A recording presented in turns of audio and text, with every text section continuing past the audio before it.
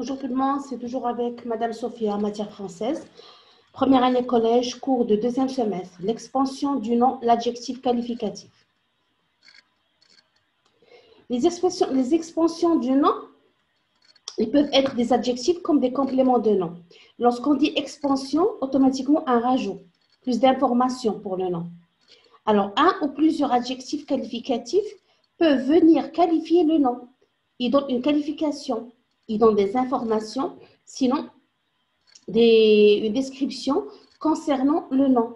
Ils s'accordent bien sûr en genre et en nombre vis-à-vis le nom. Si le nom il est singulier, alors l'adjectif il est au singulier. S'il est au pluriel, l'adjectif il est au pluriel.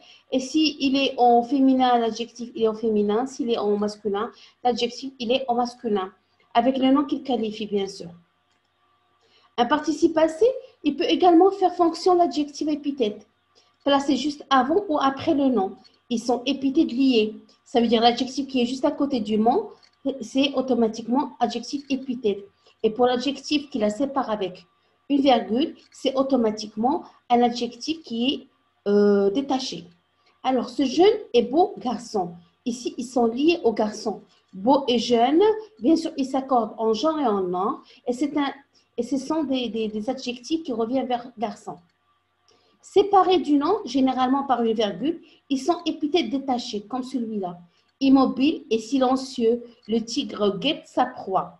Immobile et silencieux, virgule, on parle du tigre qui guette sa proie et qui est silencieux et immobile. Alors ici, ce sont deux adjectifs épithètes détachés. Ils sont détachés du tigre par une virgule. Le complément du nom, c'est un autre groupe de mots qui peut venir apporter des informations, comme on l'a dit, soit par un adjectif, soit un complément de nom.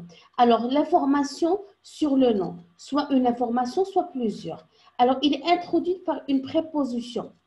C'est le complément du nom. Cela peut être une préposition accompagnée d'un nom, accompagnée d'un adverbe ou accompagnée d'un verbe à l'infinitif. L'exemple de la préposition accompagnée d'un nom, l'école de mon frère est fermée. Je ne parle pas de n'importe quelle école, mais je parle de celle de mon frère. Deux, c'est la préposition qui est juste à côté d'un nom, mon frère. Alors, c'est la préposition plus un nom. La journée d'hier était fantastique. D'hier, de quelle journée je parle? De l'anniversaire, la journée de Saint-Valentin? Non, je parle de la journée d'hier avec un adverbe. Préposition D plus un adverbe. Ici, le complément du nom, il est composé d'une préposition plus un adverbe. Le fait de grandir autant doit le fatiguer. Ici, on a la préposition de avec le verbe grandir. Je vais donner un autre exemple. Le fait de fumer autant doit le rendre malade. Le fait de fumer autant doit le rendre malade. Ici, on a le fait de grandir autant doit le rendre malade.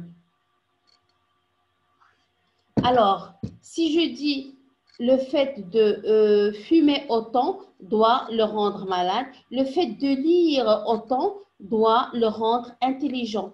De lire, grandir, fumer, automatiquement, c'est une préposition de plus le verbe à l'infinitif. Plus le verbe à l'infinitif.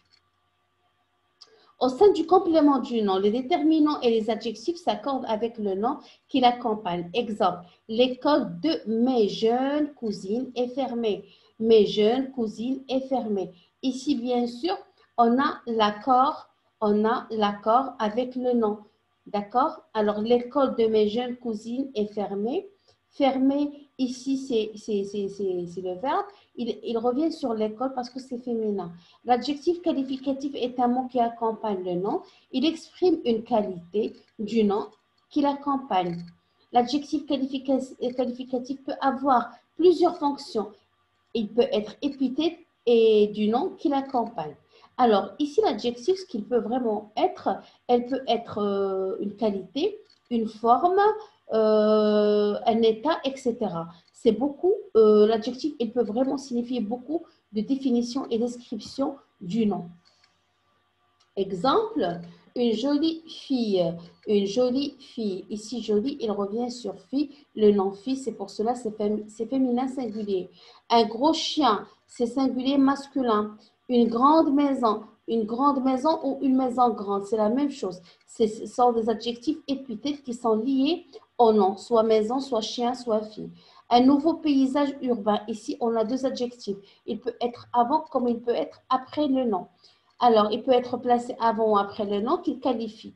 L'adjectif qualificatif peut être attribut du sujet, un attribut de sujet, dans les phrases qu'il est relié par un verbe d'état. Les verbes d'état, c'est comme par exemple être, devient, paraître, sembler, etc. Ce sont des verbes d'état. Alors, il est beau, être beau, il est beau. Alors là, c'est aussi c'est un attribut du sujet. Il. Mon fils devient sage. Sage, c'est l'attribut du fils. C'est lui qui est sage. Devient sage. Devient, c'est un verbe d'état. Notre maison paraît étroite. Étroite, ça revient sur la maison. Alors, paraître, c'est un verbe d'état. Le positif lorsqu'il est employé seul. Exemple, une magnifique voiture. Son sens peut être modifié par un adverbe du genre aussi, plus, très, trop, assez, peu. Ce sont des adverbes qui marquent soit la supériorité, soit l'infériorité, soit le plus, soit l'égalité. On va voir ça tout à l'heure. Alors, le genre aussi, ma soeur est aussi belle que moi. Alors, plus, très, trop, assez, peu. Exprimer les degrés de comparaison et d'intensité. Alors, le comparatif, il existe trois genres de comparatifs. Le comparatif numératif, plus, trop, assez. Exemple, il est plus grand que moi. Le comparatif d'intériorité, ça veut dire de moi, de ce qui est faible, exprimé par l'adverbe moins ou peu. Marie est moins intelligente que moi.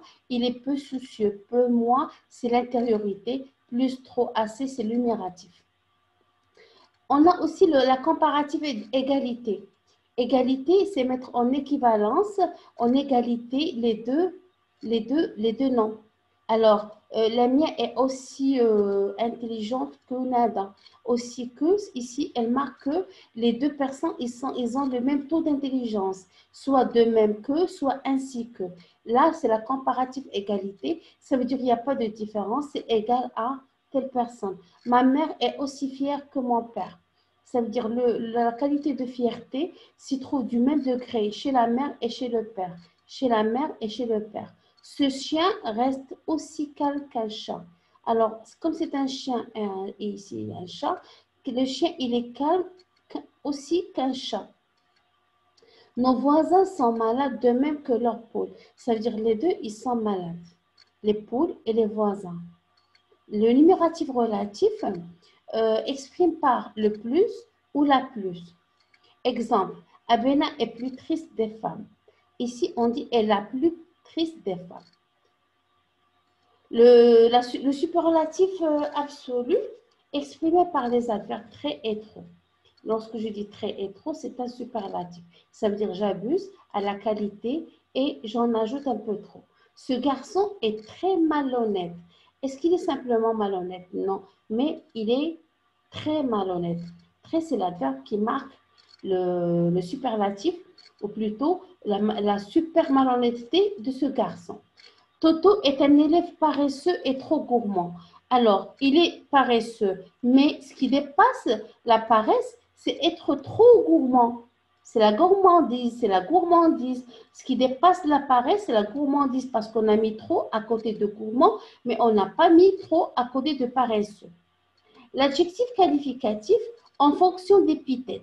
L'adjectif qualificatif est une expansion du nom quand il est épithète. Bien sûr, lorsqu'on a l'adjectif qui est juste à côté du nom, ça le rend avec une expansion de plus. L'adjectif est placé à côté du nom sans en être séparé par un verbe ou par un signe de ponctuation. S'il est séparé d'un nom par un signe de ponctuation, on parle d'épithète détaché. Ça veut dire, même s'il s'y trouve, c'est épithète mais détaché du nom. Soit il est collé au nom, soit il est détaché du nom. La robe rouge n'est pas très belle. Ici, on a rouge juste à côté de la robe. Rouge, elle revient sur le nom robe. Ça veut dire que l'adjectif qualificatif rouge est épithète du nom robe. Le complément du nom, lorsqu'on je dis complément, il est placé juste à côté du mot ou après, avant ou après le mot ou détaché avec une virgule. Le groupe prépositionnel, il donne des informations sur le possesseur, celui qui possède la chose, la matière, la qualité, l'origine.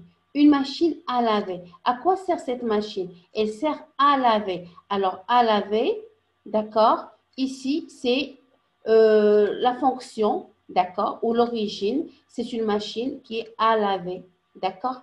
La proposition subordonnée relative, elle est introduite par un pronom relatif qui, que, dans.